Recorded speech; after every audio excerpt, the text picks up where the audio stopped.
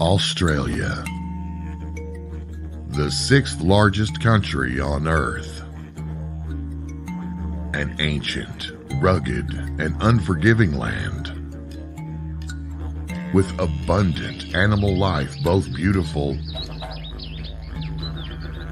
and deadly. Found within its awe-inspiring landscapes and natural beauty exists a deep history of unexplained mysteries for anyone with the courage to investigate them. Tonight, we join Ben on a journey across this vast island continent in search of answers to events that have reshaped the lives of so many that have been exposed to Unexplained Phenomena Australia. With your host, Ben Hurl.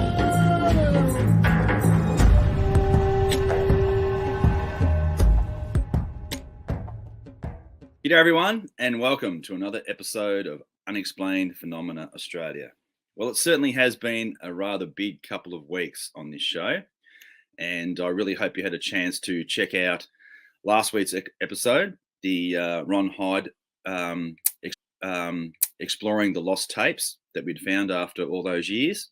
That was really exciting to do that, and quite a rare opportunity to find that type of lost information. And this is the problem that we face with UFOs, not just in Australia, but a lot of the information is actually getting lost. It's disappearing. It's, people have had information in filing cabinets, and old investigators die, and stuff has been thrown out completely, which to my mind is an absolute tragedy. Families don't know what to do with someone's strange hobby, after they've passed away. And I had a great example of that here in my own local area, where a long-time UFO researcher who I didn't know, had never met him, he passed away, and his family took all these case records and everything like that, and took it to the local rubbish dump. So that was a real shame, and that's one of the things that I really enjoy fighting against. Is lost information, and a lot of other researchers like that too. And it's about cold case recovery, I suppose. So finding witnesses who have long disappeared, and hopefully they haven't passed away. Finding old newspaper articles, magazine articles, lost videos, even whatever audio recordings like we had last week. That's the type of thing that we're constantly looking for, and this show is really about that. Most of it, all the work I do behind the scenes, is trying to find information. It's a big information hunt. When you haven't got the aliens and you haven't got the craft sitting in front of you, you have to go looking for the information, trying to discover the witnesses. And last week's show was a really good example of lost information being recovered and being shared for a 21st century audience, because I think it's really important that we look at these older cases, because there's some really, really great stuff that's happened over the last few decades, the last 5 decades at least. There's been many, many great paranormal events, and even though I have focused a bit on UFOs lately, and probably will still continue to do that, there's a lot of other stuff out there that I keep trying to find. And on this week's show, we're going to have a look at quite a few interesting cases as well. Some of them they're mainly from the 70s, the 80s, and even up into the 2000s, some of them. And each one I've tried to get cases that reflect something unusual or something different about that particular case. I'm always looking for that. I'm not looking for something that's the same, a silver disc. That's all interesting stuff. And if it's interesting, I'll certainly share it. But I'm really interested in what's slightly different in any particular case. And that's what I'm always looking for. So we'll get into it, I think. So grab your favorite chair and grab a drink, sit down, and get ready, because in America it'll be nighttime. In Australia it's morning. I'm having my morning cup of joe before I go to work. So it's time to get cracking on it. And one of the first cases I want to talk about is an unusual case. It involves an aged pensioner, so a retiree. I'm not sure what you call them in America. Basically, an old guy who doesn't work anymore and receives a pension, and he's got all the time in the world. So this particular case is what I call a fisherman's tale, and it occurred on the 11th of January 1974. And the location was on the Murray River. And the Murray River is the northern border of Victoria.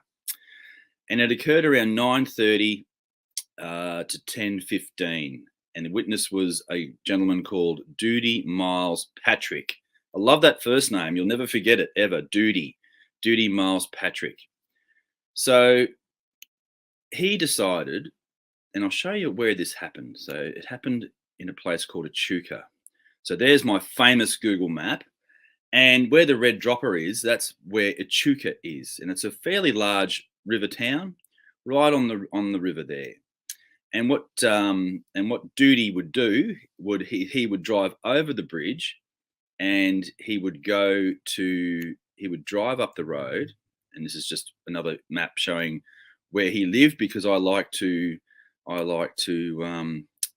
always get online and chase where people are, what's going on, where they might have been. And that's his house at the time. So in 1974. So he had decided that evening that he would go and do a spot of fishing.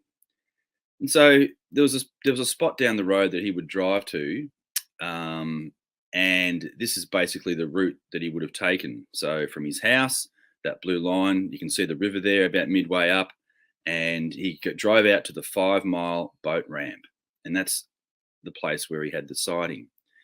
And I'm not sure what it looked like in 1974, but that's what it looks like today. So it's right on the bend of the Murray River.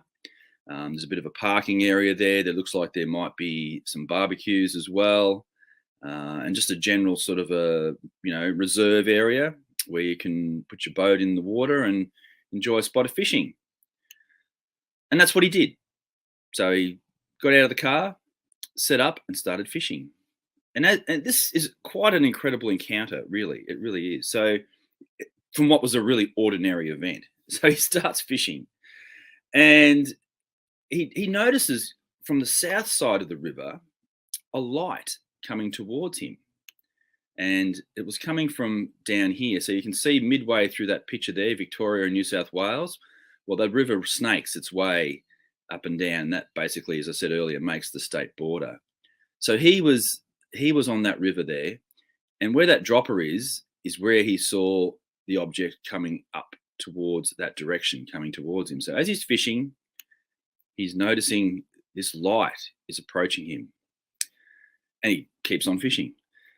And eventually the light gets quite close over the river, and he sees that it's not an aircraft at all.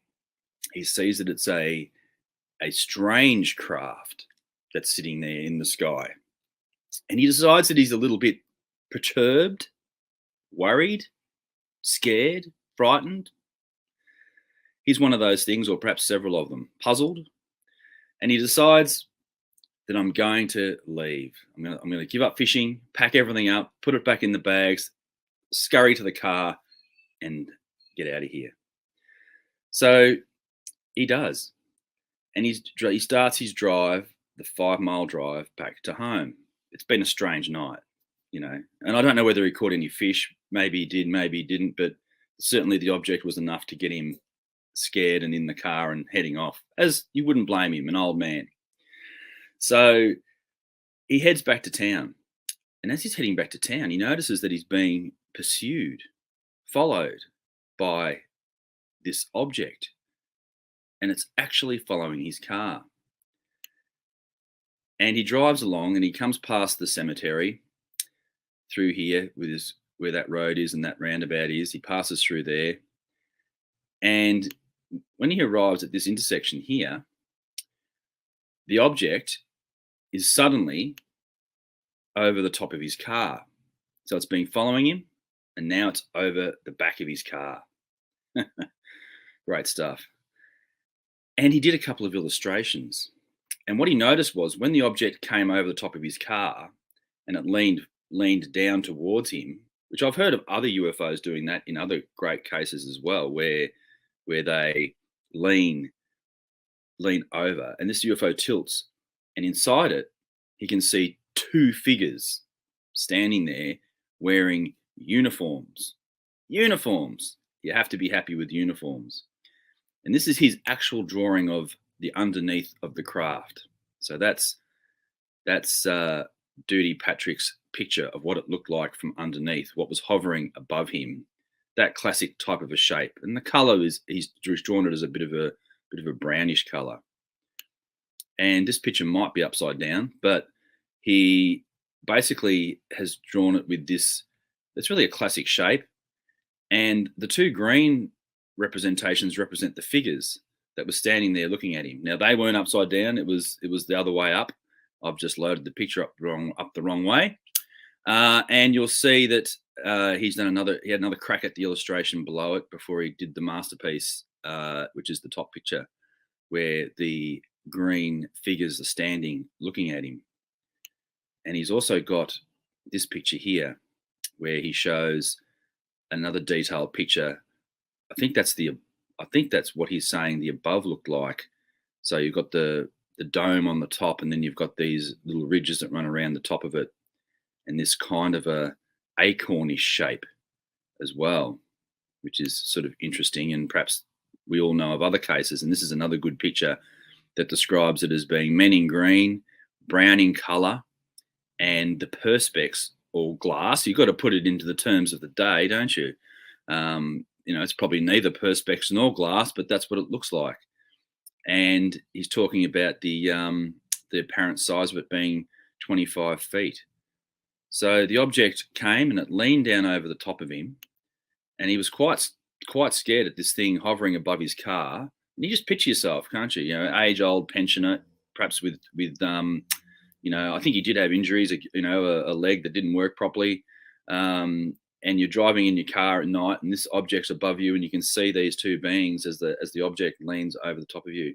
And what I really liked about this particular case is the charm of the old man going fishing. That's one thing, but the uniformed beings, you can't go past that, can you?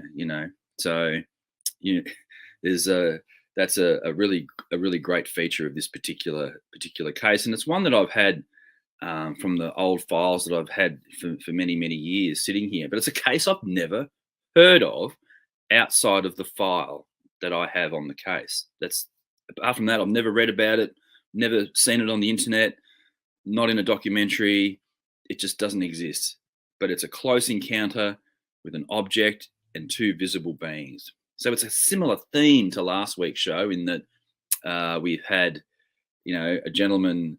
His travel has been interrupted, as in both cases, Ron Hydes and Duty Patrick has been interrupted, and he's seen two beings standing in a craft, leaning down, looking at him before it takes off and disappears. In 1974, Ron Hyde's case was in 1967, and they're not that far apart in relative ways from Echuca and Albury. It's a few hundred k's. It's not a big distance in Australia. So anywhere around Victoria in that area, that Murray River and East Gippsland where I am, there's always been a really long, rich history of UFOs in that area. So it's that's a fascinating little story, and one I like to bring out every now and then, because you just won't hear about Duty Patrick's case anywhere else other than on Unexplained Phenomena Australia. So I'll just might just share that image again. So there we go. Oh, hang on, got to press the right button. So it's quite a good image. I mean, it's basic, but it does show quite clearly, and it gives you a good representation as to what he saw. That's that shape, the brown, the perspex, the two figures, a puzzled and terrified man on the ground. So, very interesting little story. So this time we're going to move forward in time, and we're going to come up to around about July 1983 at a place called Buff Point, which is on the central coast in New South Wales, which I'll just show you. No, not that one. No, I haven't got a map location for that, but it's basically on the central coast of New South Wales, just above the Sydney area. So that's where it is. So it's mid-July 1983, and it was a report of an unusual object over Buff Point on the central coast. The witness wrote that in 1983, he was a power station employee and had recently transferred from Warrumbungle Power Station west of the Blue Mountains to Eerie Power Station on the shores of Lake Macquarie near Newcastle. And the witness and his wife, their names were Gavin and Paula, bought their first home in Buff Point, a quiet community on the northeast side of Lake Budgewoi, some 11 kilometres south of Eerie Power Station itself. And the area was well treed with mature eucalyptus trees about 15 metres high, lining streets and gracing the front yards of most of the homes in that area. A very typical Australian suburban environment. And the house was a modest square, 3-bedroom fibro house, raised up on stilts, with car parking space underneath it, with a flat skillion roof, no ceiling space, and basically the roof extended partly over an open front deck with a flight of timber steps leading down to an unfenced front yard onto Buff Point Avenue. And from a large front deck, the front door gave direct access to their lounge room, part of an open plan design with a dining area and small kitchen alcove. A large glass sliding door from the dining area provided access to another open rear deck area. So you probably get the idea. The home was located a few hundred metres from the shores of Lake Budgewoi on the southwest corner of the intersection of Buff Point Avenue and Narrabri Road.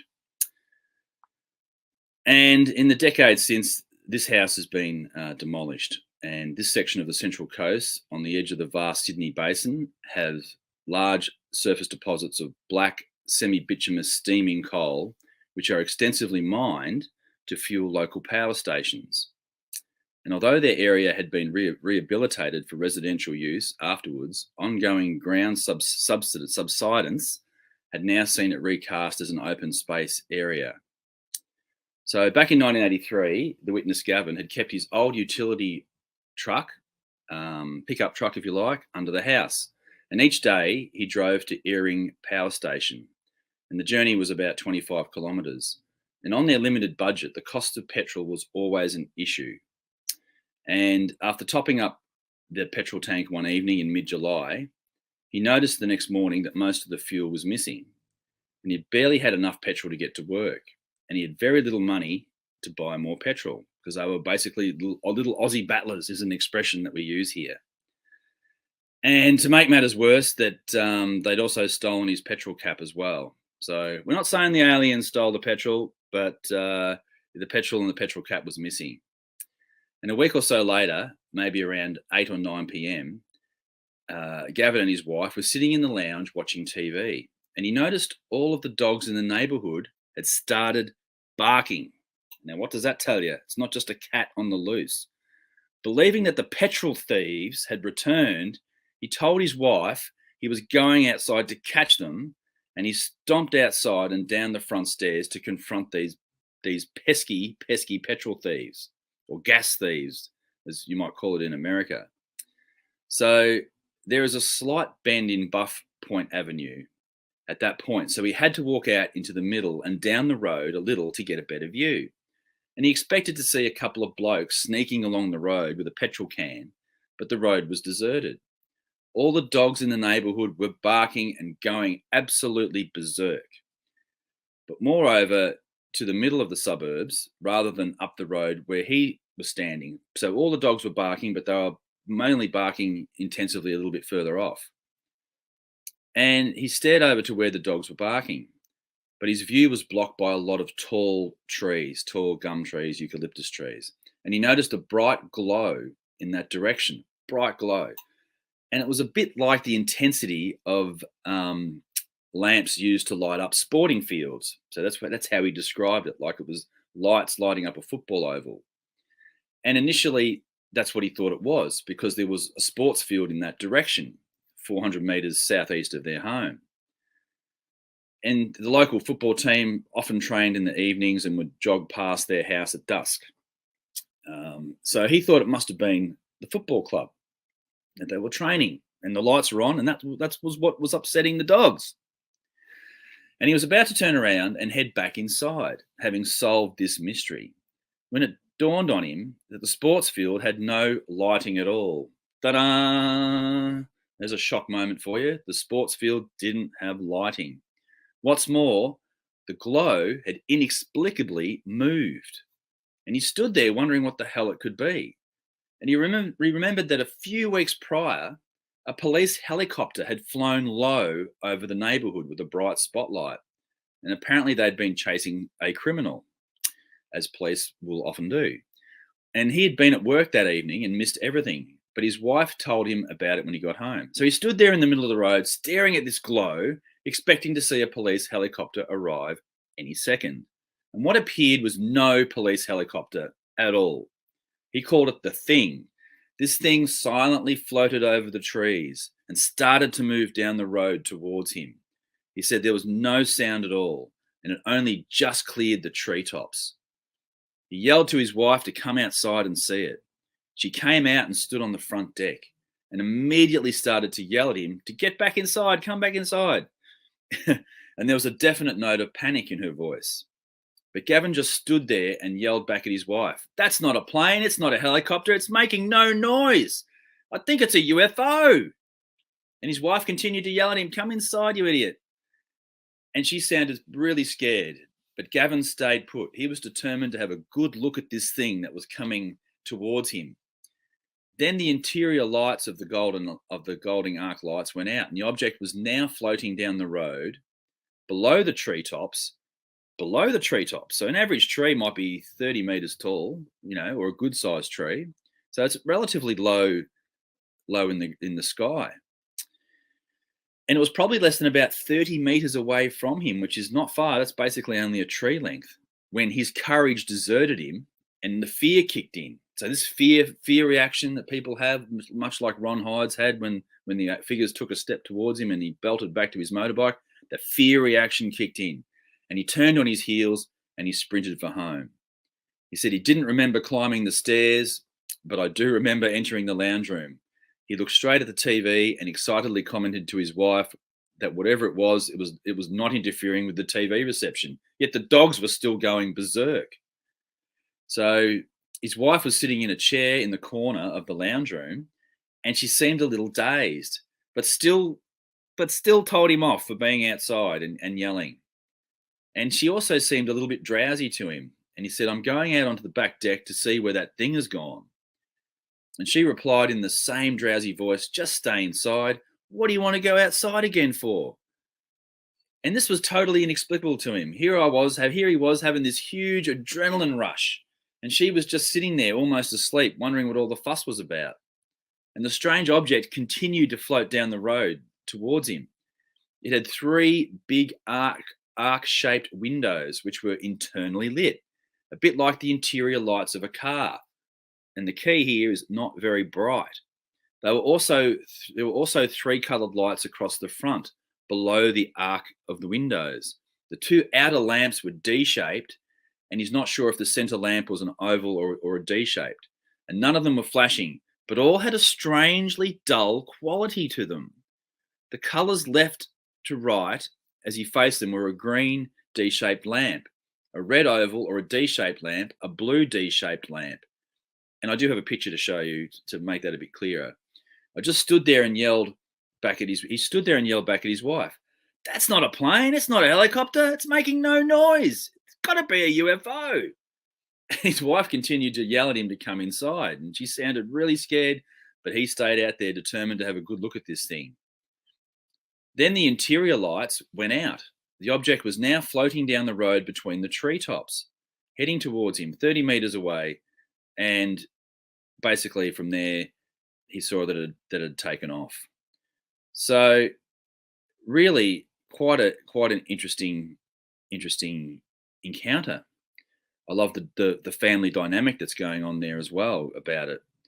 So he goes on to describe it a little bit more. He said that the object had a truncated diamond or coffin shape, wider at the front than at the rear, and at its widest point it was only about 3 to 4 meters across. So coffin shaped, 3 to 4 meters across, so not that wide really, and about 6 meters long. So not a huge object. It had 4 small white lights adjacent to 4 points of the diamond, and he never experienced any ill effects that he was aware of, despite being so close. So that's interesting. Now let's have a bit of a look at this item, this object. So this is how he described it. So the view from the front. So he's talking about these arcing, let's call them the McDonald's arches. You'd have to, wouldn't you? The McDonald arches on the top, and then he's got the center light and the left and right lights either side, green and blue. That was the view from the front. Now underneath it, this is that coffin shape that he described. So the front end looking very much like a coffin, and the view from below with these little 4 bright lights, 2 at the bottom and 2 at the top there. Quick drink of coffee. So an interesting encounter.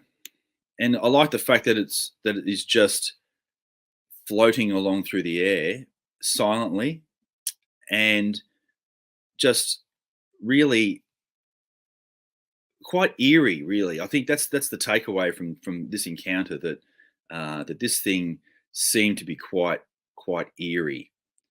You know, quiet, only tree height, below tree height. It's just I can just see it so clearly in my mind's eye. So that was about 1983 on the Central Coast in New South Wales. It's a dramatic encounter, and I think it's the shape of the object that really floats my boat in this particular instance. You know, that you've got that shape and you've got the coffin from below. So that to me really is is really interesting. So now we're going to move on and move location. We're moving up to Queensland, to a place called Mount Tribrogargan. Mount Tribrogargan. I don't know why in Australia we have so many names that are so difficult to pronounce, but that's what it is, Mount Tribrogargan in Queensland. So I apologise to any Queenslanders if I've just butchered the pronunciation of that. And this is the location of the mountain. So it's just between Brisbane and the Sunshine Coast is where this location is, for anyone familiar with Queensland. So you've got the Gold Coast below, Brisbane and the Sunshine Coast. And then we go to Bundaberg a little bit later in this episode, but that is just between Brisbane and the Sunshine Coast. So what happened? This was during 1979. Now, Witness and his wife were driving home from Caloundra in the springtime of that year, and his vehicle was a little 4-wheel drive Suzuki 2-stroke, so it must have been pretty small. And they were travelling along the old road, as the new road and the bypass weren't finished at that time in 1979, and no doubt there's probably a freeway there now. It was about 8 o'clock at night, and there was no traffic either behind them or approaching, and that's how quiet it was back in 1979. And they were driving past Mount Tribrogargan. And it's a mountain that looks like a gorilla, and it does. And I'm going to show you a picture of it. So they're driving past the mountain when a very loud noise, like a giant child spinning top, came over the top of their car. The motor cut out and the headlights stayed on. So this thing killed the engine, 1979, headlights stayed on. and he pulled into the side of the road, and the car was illuminated with only a slight orange glow. The humming was quite deafening, moved away rapidly, and both the witness and his wife were in shock. He turned the ignition switch on, and the car immediately sprang into life. As they prepared to move off, there was a repeat performance, only even louder. Within seconds, the humming moved off, although we heard it for several seconds after that as it faded away. So it sort of came back again, hovered over them again with this tremendous humming sound. And they then drove home to Ipswich without any further problems. But they were both very scared and upset, as you can understand. And at no stage during the incident was the witness able to cite the origin of the noise or the light. And he said they didn't experience any missing time that he was aware of. But he could not cite the origin of the noise or the light. So even though he's got this slight orange glow above the car, this sound, he couldn't cite an object. So what does that tell us? That's interesting, isn't it, as well, that he could not cite an object. And I think that's what I found a bit unusual about this particular case. And this is the basic area where they were driving.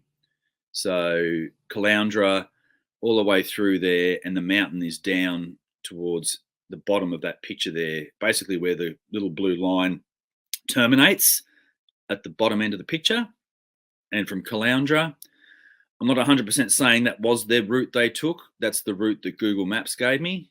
They may have taken a slightly different route to that. They may have come around the old road at the back. Lost information. This is the problem. But wait till you see this mountain. It looks like this.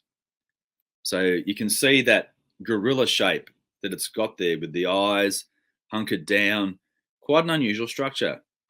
Well, not a structure, a natural occurring piece of the landscape. So, but it's very interesting. And it's so interesting that UFOs, strange UAP objects, appear close to, in the vicinity of these mountains, and that Tamborine Mountain area up around Queensland. It has a huge amount of UFO activity. So that's the mountain that they were driving past at the time. Very dramatic looking piece of rock, isn't it? So that was 1979. So this time we're going to move a little bit further up from that location. We're going to go up to Bundaberg. So, and this sighting occurred at the Bundaberg Hospital. So for that last encounter, we were between Brisbane and the Sunshine Coast, which is in the centre of that picture. Now we've moved a little further north up to Bundaberg, or Bundy as the Australians would call it.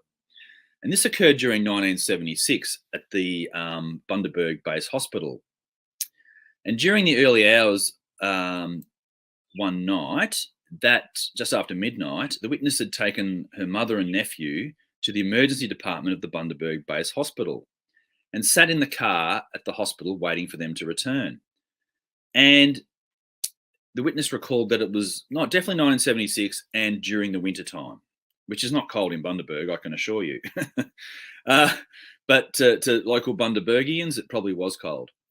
The car was parked and the witness was sitting in the driver's seat with the car window open. There was no radio in the car, relatively common back in those days. And while in the car, the witness heard a faint whirring noise and looked out the window and saw what can only be described as like a spinning top-shaped object. It was spinning on the spot a few meters above the car at a 2 o'clock position. And there appeared to be small lights at the object's equator. And the spinning appeared to cause the lights to twinkle like they were turning on, turning off. And the witness assumed that this was because the lights were spaced around the equator of the object, the circumference. I looked away, or the witness looked away, and rubbed their eyes. And it was still there watching the witness, watching the object. And the object was not large, probably the size of a helicopter cabin. I know, we're talking a Huey or something, like, a helicopter cabin. And the object then spun in a curve, going up and over the water tower across the road. The object shot off at a very fast speed disappearing in seconds into the night sky. Now, the object's colour was silver, and it gave the witness the impression that it was made of a light material. And she's had a funny reaction to this and described that after that night, she felt a tiny bit smarter. Isn't that interesting? Like a knowing of some sort or an instinct, and was relatively hard to describe. She didn't feel scared or threatened at the time, but was very shocked by the encounter, and told her mother, and over the years and many years later, lots of other people. So, and the witness recounts that, other people in the area had seen UFOs. Two communication transformers apparently had stopped working in a Telstra shed near Mackay in the 90s, and car engines had been stopped. So all of that was very interesting. And so this is the water tower that she's talking about, because we love visuals on this show. That's the water tower. And then this is the witness's sketch of the object. And so you've got the hospital emergency on the left, the buildings, the car park, and pointing off to that too. And there's a little figure drawn in there. And just off where the arrow's pointing, the object's just hovering between the emergency and the hospital buildings, spinning on the spot, so to speak. At the bottom of the illustration is the water tower. And here's a bit of a close-up picture that I took of the object. So it's sort of, it's definitely a top shape with that row of lights around the outside. Interesting little story. Moving along, we've got a little bit to get through. To Quakers Hill. So this is Quakers Hill. This is another interesting little case. Quakers Hill is a suburb of Sydney, or out in Western Sydney, or Westie, out there in out that part, northwest, I suppose, in the Sydney sprawl. So that's where this is located. And I must remember to turn the pictures off from time to time. Now, this was in 1974, and the witness and her sister were driving along Hamilton Road, Quakers Hill, New South Wales, Australia. And the witness says it's just something completely unforgettable. And she remembers it as if it happened yesterday. The car started to shake violently, and then the car stopped in the middle of the road. And they hopped out to get the babies out of the back of the car. When they heard a humming sound and looked up, they could see a disc-shaped object that was slowly moving over them, and there was a dairy on the other side of the road, a bit long gone now, and it was slowly moving over them towards the dairy. And they watched in amazement as this disc, at a height of just above the power poles on the side of the road, and could see lights around the dome, alternating in different colours, giving the appearance of rotation. And the witness was trying to see inside the object through the oval-shaped windows that were illuminated by a pure white light. The surface of the disc had the appearance of being like a matte gun metal or oxidized metal, very common description of UFOs, not smooth and reflective. So it slowly moved over the dairy, and it stopped over the dairy, and then it shot up into the air in a speed that the witness had never seen before. And the whole sighting lasted for about a minute. And when the UFO had gone, they started driving again and passed another car.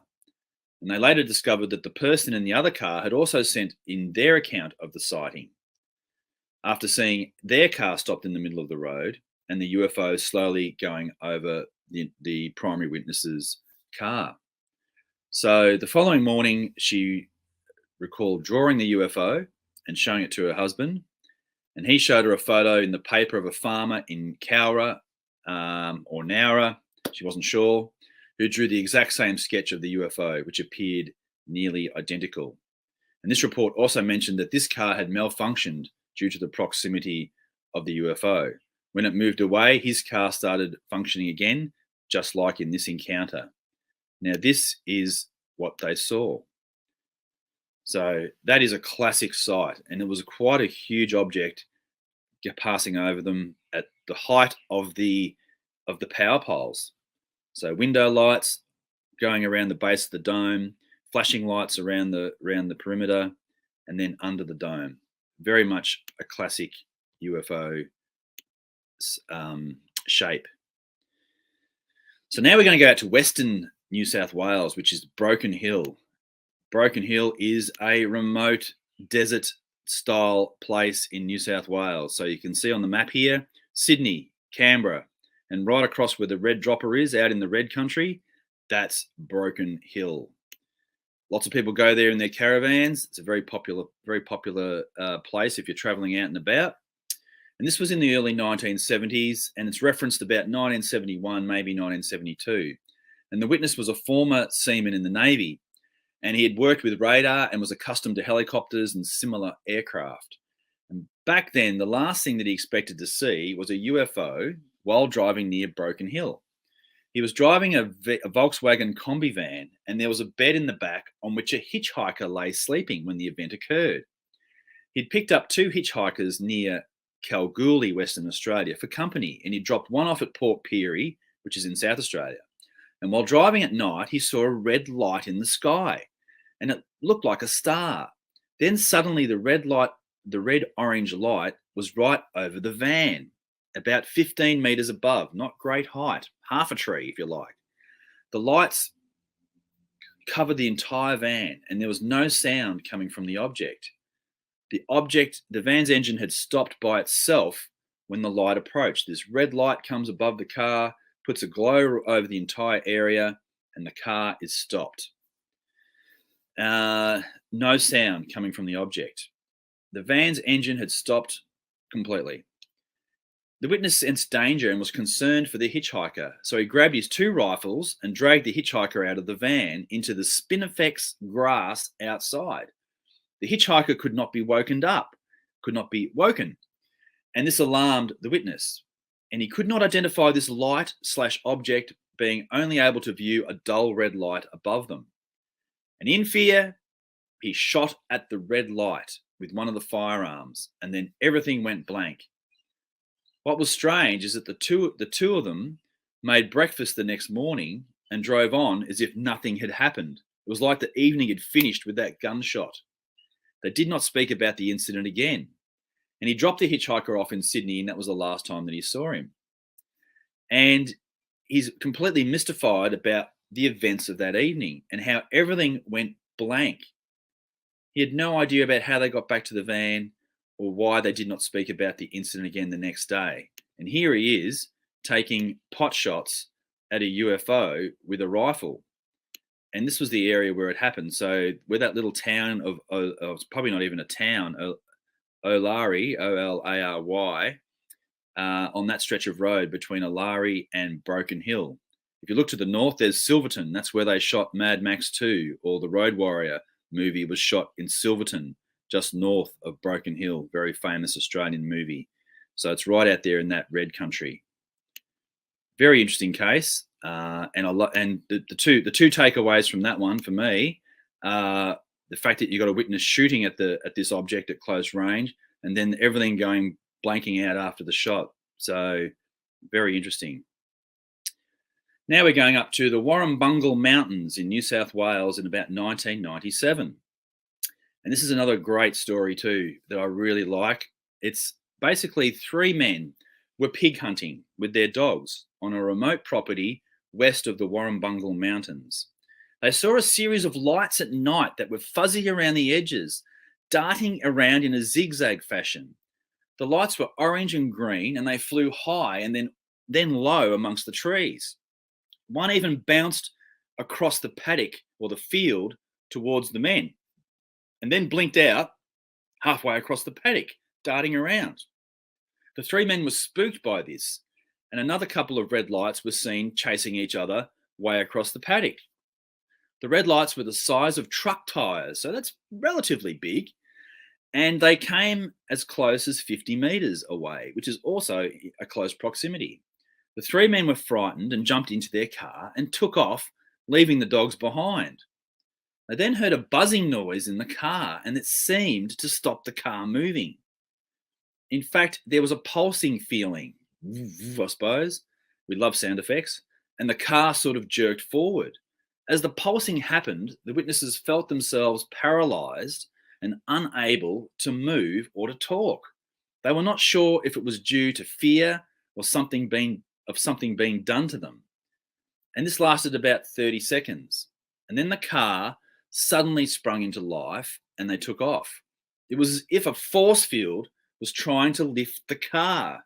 So here's this car trying to be lifted off, like the Knowles family in 1988 on the Nullarbor Freeway Highway. This is a field trying to lift the car. And one of the witnesses decided that they should fetch the dogs. And the dogs were stood quivering where they'd left them. And they were so scared that they agreed to jump out together to fetch the dogs. The dogs seemed unable to jump into the back of the ute, which they normally did, and had to be lifted up. When they got home, it was 11 p.m. and they didn't think that they'd been out that long. And it was 7 p.m. when they first had sighted the lights. There's a lot of interesting things happening in this encounter. It really is a great encounter. And the areas around Coonabarabran, Narrabri and Coonamble, New South Wales, are a hotspot for sightings. And almost everyone has seen UFOs at some stage or other in this particular area of New South Wales. And we'll talk about this a bit more. And on the night before the sightings, the witnesses' friends were on the same property and saw similar green lights shooting up from the ground. So really, really what's happening in that case? So much. 3 pig shooters who aren't generally, easily scared, being chased and the car being stopped and a force field trying to lift the car off the ground, the dogs frozen in their tracks. Wow, really incredible. So let's have a look. Warrumbungle is here. So you've got Sydney in the centre of the picture, Port Macquarie, Coffs Harbour a bit further up, Tamworth, inland where the red dropper is, that's the Warrumbungle location.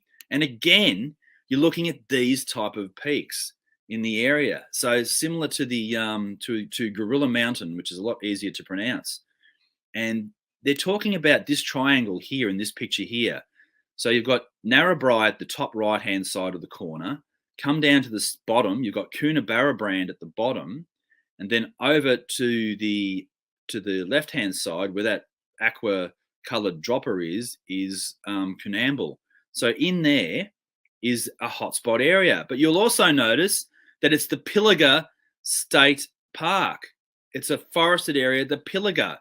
And on a previous episode, I spoke about the Pilliga Princess, the ghost of the Aboriginal woman pushing her shopping cart along that highway that runs down the middle through that Timaliti National Park.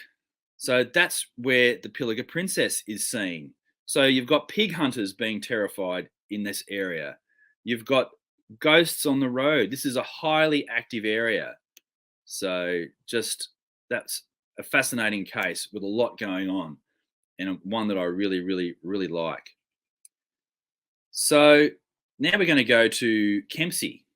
So I know I'm firing them at you today. Kempsey, which is near Port Macquarie, Coffs Harbour, basically northern New South Wales is where Kempsey is. And I'm going to do another show on Kempsey as well, because a really extraordinary event happened there, but I'm not talking about that today. I'm talking about another strange event. So this is 2 events, 1996 and 1981. A retired police officer who lived on a property close to the beach at Kempsey reported that 20 years ago, his wife was in bed when she saw a metallic silver cigar-shaped object pass by the veranda of the house at Kempsey. There are large windows in the house, so the object could be viewed through the windows. The object was approximately 30 metres long with a circumference of about 20 metres. And the object was flying approximately 6 metres above the veranda and made no noise. He saw it when his wife called out, and by then it was 45 metres above the house and took off at high speed. And his first sighting occurred 35 years ago. He and his neighbour were having a barbecue on the sandhills near his house at Kempsey when a UFO flew over.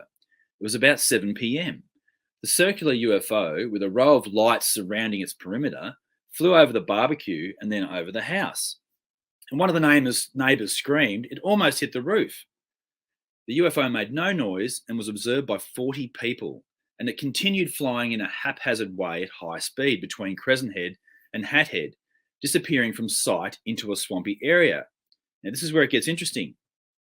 The next day, the policeman and his friend went to look at the site, and they saw a group of yellow-suited men working at the site. There was a 15-metre diameter burnt circular area in the grass of the swampy area. The yellow-suited men said it was due to a dieldrin spill, and dieldrin was a spray farmers use. So that the excuse they were given was it was a dieldrin spill, and the policeman knew it to be a lie. The men had dug up that area to half a metre deep, and afterwards people did not talk about the sighting because they were afraid of being ridiculed. And when the burnt circle was located, nothing grows to this day. And even now, no one in the area is keen to talk about the men in suits digging around that area in Kempsey. So that's quite incredible as well. So now we're going to move to way out to the Gibb River Road, which is right out here, or the Pentecost River to be more accurate. So the Pentecost River is here.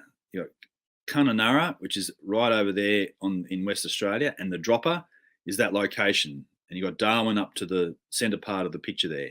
So it's a very remote spot. And so this was on the 16th of August 1994, and the time was about 3:30 in the afternoon. And the witness was doing a horse ride from Broome to Darwin from July to September in that year. And they were floating some horses in El Questro Station, which the stations in Australia are huge farms, massive. They're as big as Belgium. They cover huge areas. And they were shifting some horses in the El Questro Station across the Pentecost River at around that 3:30 in the afternoon. And the car and the horse float, were moving extremely slow due to the roughness of the road, and they didn't want to spook the horses. The witness was travelling on the back of the ute, keeping an eye on the animals, when out of the corner of her eye, she saw what she thought to be 3 planes coming in low to her left.